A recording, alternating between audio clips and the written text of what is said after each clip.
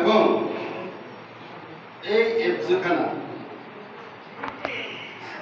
দীর্ঘদিন চলার ফলে ভুলে হোক, বিভিন্ন অসুবিধার কারণ হোক, সব কিছু আল্লাহর হুকুম দ্বারা হয়েছিল, হচ্ছে, হবে। যতগুলো কাজ আল্লাহর হুকুম ছাড়া হয় না, আল্লাহর হুকুমে হয়। হ্যাঁ, তবে কিনা আমি এলাকাবাসীকে বিনীতভাবে আমার এই দুই হাত আপনাদের পায়ে ধরে বলতেছি, আমি মনে করবেন হিংসা, বিদ্বেষ, ঋষাঋষি, হানাহানি সবগুলা পায়ের নিচে, মাটির নিচে দফন করে সবাই আমি অনুরোধ জানাচ্ছি যে এই এফজাখানার যে হাল ধরছেন আমার অত্যন্ত প্রিয় ভাজন জনাব হাফেজ রাকিবুল ইসলাম আব্বাস সাহেব, আল্লাহ ওনাকে হায়াত তৈয়বা দান করুন। সবাই বলুন আমিন। আমিন।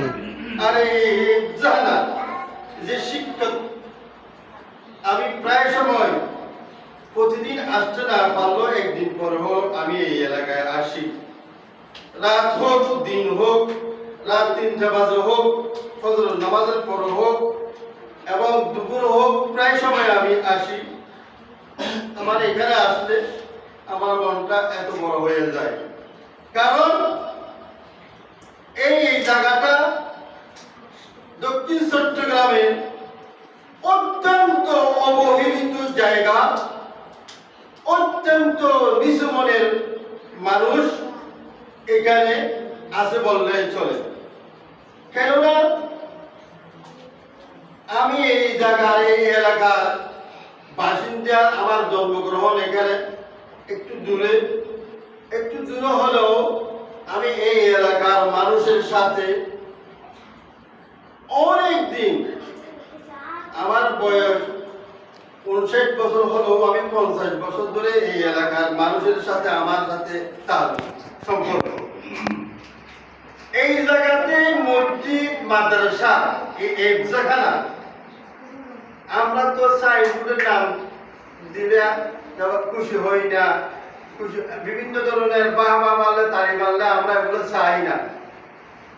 আমরা যে কোনো একটা কাজ, ভালো কাজ দেখলে যতটুকু পারি অতটুকু আমরা চেষ্টা করি, হেল্প করি। হ্যাঁ, কিন্তু কোনো উদ্দেশ্য নেই, একমাত্র আল্লাহর রাস্তায়, কোনো উদ্দেশ্য নেই। এই বয়সে